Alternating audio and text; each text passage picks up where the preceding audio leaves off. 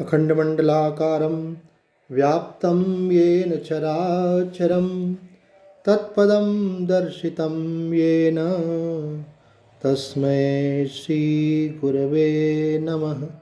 भवतापप्रणाशिन्ये आनन्दघनमूर्तये ज्ञानभक्तिप्रदायिन्ये मातस्तुभ्यं नमो नमः। संक्षिप्त योग वशिष्ठ निर्वाण प्रकरण उत्तरार्ध सर्ग 63। विषय है स्वप्न जगत की भी ब्रह्मरूपता एवं सत्यता का प्रतिपादन। श्री रामचंद्र जी ने पूछा, मुने, मुख जीव आदि अवयवों से रहित एकमात्र संकल्प रूप देह से आपका उस स्त्री के साथ संभाषण आदि व्यवहार कैसे हुआ? उस दशा में आपने कच तप आदि वर्णों का कैसे उच्चारण किया? श्री वशिष्ठ जी ने कहा, श्री राम, चिदाकार स्वरूप तत्वज्ञानियों के संकल्पमय देह वाले मुख से कच तप आदि वर्णों का किसी काल में भी वैसे ही उच्चारण नहीं होता जैसे मृतक के मुख से कोई अक्षर नहीं निकलता है। स्वप्न की भांति भी वहाँ भी हुआ। श्री रामचंद्र जी ने पूछा, भगवान, जब यह जगत स्वप्न रूप ही है तब जागृत रूप से कैसे स्थित है तथा असत्य होकर भी यह सत्य सा कैसे हो गया? तब श्री वशिष्ठ जी ने कहा, श्री राम, यह सब जगत कैसे स्वप्न में ही है यह सुनो।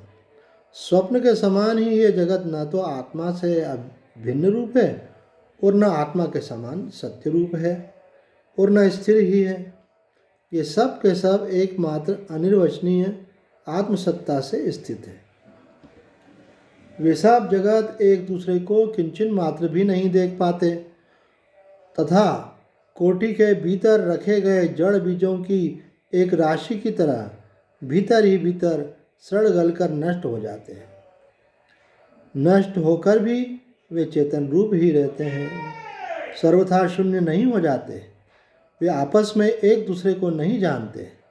अज्ञान से उनका चेतना रूप ढक जाने के कारण निरंतर सोए हुए के सदृश स्वप्न का अनुभव करते हैं। सोए हुए स्वप्न रूप जगजाल की व्यवस्था के अनुसार व्यवहार करने वाले जो राक्षस स्वप्न में स्वप्नगत देवताओं के द्वारा मारे गए, वे अब भी उसी स्वप्न में स्थित हैं। श्री राम, बताओ तो सही, इस तरह के स्वप्न में मारे गए वे क्या करते हैं? अज्ञान के कारण मुक्त नहीं हुए तथा चेतन होने के कारण पत्थर के सदृश भी स्थित न रहे, वे लोग पर्वत, सागर, पृथ्वी तथा अनेक जीव जंतुओं से भरे इस संपूर्ण दृश्य प्रपंच को चिरकाल तक उसी तरह अनुभव करते हैं जैसे हम लोग। इसीलिए उनका अपना स्वप्न चिरकाल की अनुवृत्ति से हम लोगों के अनुभव की तरह जागृत अवस्था रूप ही हो जाता है। उनके कल्प और जगत की स्थिति भी वैसी ही है जैसे हम लोगों की है, और हम लोगों की जगत की स्थिति भी वैसी ही है जैसे उन लोगों की है। अपने स्वप्न के वे पुरुष अपने तथा अन्य पुरुषों के भी अनुभव से सत्य ही हैं, क्योंकि अपनी तथा दूसरों की सत्ता का निमित्त भूत जो अधिष्ठान स्वरूप चेतन है वह सर्वव्यापी होने के कारण सत्य एवं सम है। जैसे आत्मा में वे स्वप्न के पुरुष सत्य हैं, वैसे ही दूसरे पुरुष भी जिनका प्रत्येक स्वप्न में अनुभव होता है वे भी सत्य ही हैं। तुमने अपने स्वप्न में जो अनेक नगर तथा नागरिक देखे थे वे सब वैसे ही अब भी स्थित हैं, क्योंकि सर्वव्यापी ब्रह्म स्वरूप है। भीत के आकाश में, पाषाण में, जल में, स्थल में, सर्वत्र भिन्न भिन्न पदार्थों के अंदर चिन्ह मात्र परमात्मा ही विराजमान है। वह संपूर्ण विश्व रूप से स्थित है। अतः चिन्ह मात्र परमात्मा के सर्वव्यापी होने से जहाँ तहाँ सर्वत्र ही जगत है। उनकी संख्या यहाँ कैसे बतलाई जा सकती है? तत्वज्ञानियों की दृष्टि में वह सारा जगत पर ब्रह्म ही है, परंतु अज्ञानियों के मन में दृश्य प्रपंच रूप से स्थित है।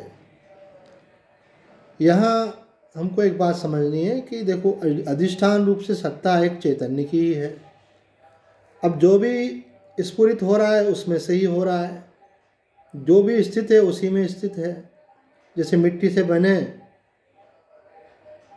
मिट्टी के खिलौने अथवा पात्र, वो मिट्टी ही है, मिट्टी में ही स्थित है। उसी प्रकार चेतन से निर्मित हुआ ये जागृत जगत का अनुभव, वो चेतन रूपी ही है। और उसी चेतन से मन उत्पन्न हुआ और मन से फिर सारा स्वप्न हुआ, तो वो चेतन ही वहाँ पे स्वप्न रूप से है। तो वो स्वप्न भी वास्तव में देखा जाए तो और कुछ नहीं है, चेतन ही स्वप्न के रूप में दिख रहा है। जागृत भी कुछ नहीं है, वह चैतन्य परमात्मा ही, परब्रह्म ही चेतन रूप से दिख रहा है।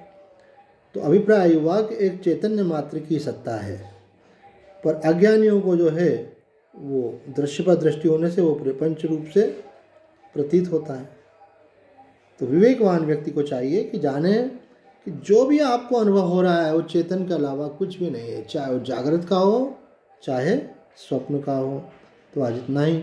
ओम पूर्णमदः पूर्णमिदं पूर्णात् पूर्णमुदच्यते पूर्णस्य पूर्णमादाय पूर्णमेवावशिष्यते। ओम शांति शांति शांति।